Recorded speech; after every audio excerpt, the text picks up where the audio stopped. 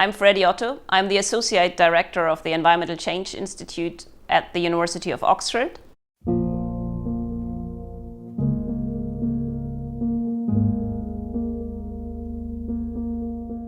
Welcome to my exp.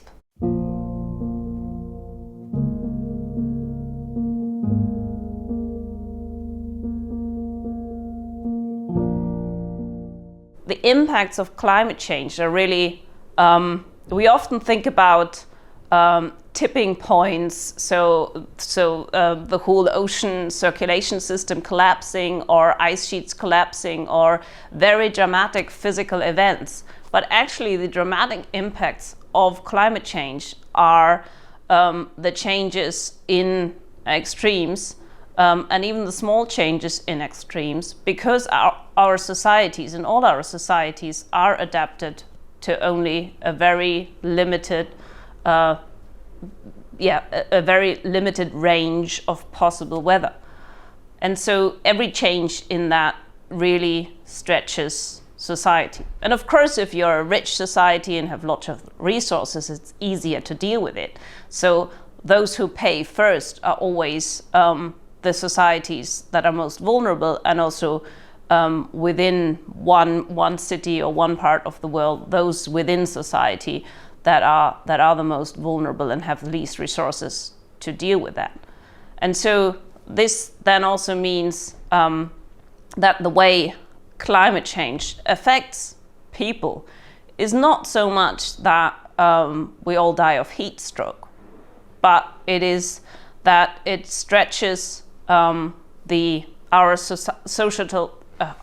social systems in a way that that doesn't allow other basic services, for example, to be provided.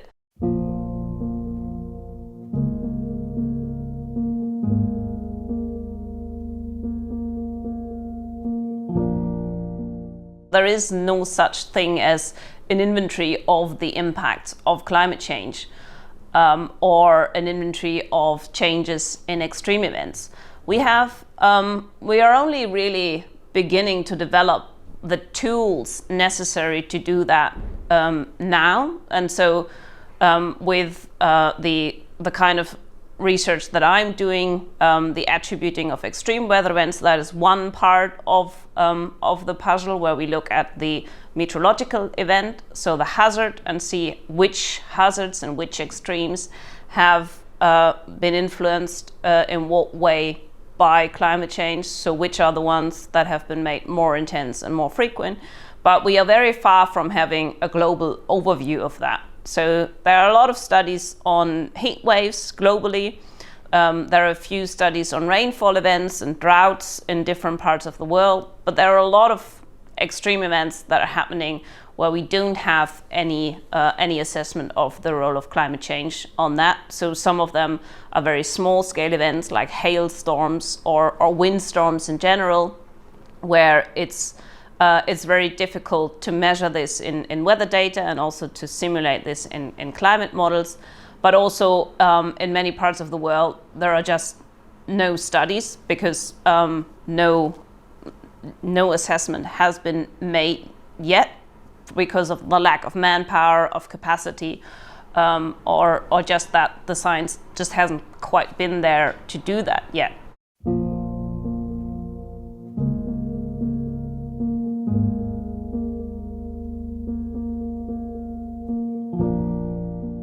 So there are now some studies that have combined these attribution work with studies on economic losses after hurricanes. So for example, Hurricane Harvey that hit Houston in 2017 in the US, that caused about $90 billion of damages. And combining this assessment with an attribution study, colleagues of mine have worked out that about $67 billion of these 90 billion can be attributed to the changing risk in the extreme rainfall that occurred accompanying Hurricane Harvey because of climate change.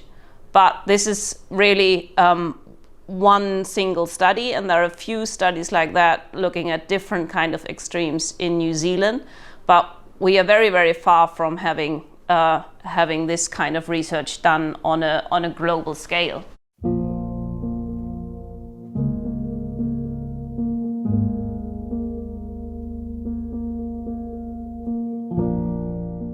What we do see a lot, and where this is a huge issue also, is in countries like Bangladesh, where villages are flooded, and so people move into the large cities, and then the cities become really crowded, and it's difficult to find a livelihood for all these migrants in the cities. But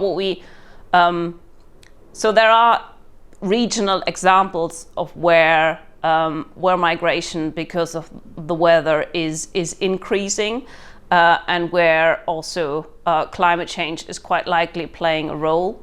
But what we don't see at the moment is this happening at large scale or across continents. This doesn't mean that it's not happening. It just means that the together evidence of why people move and where people move is difficult,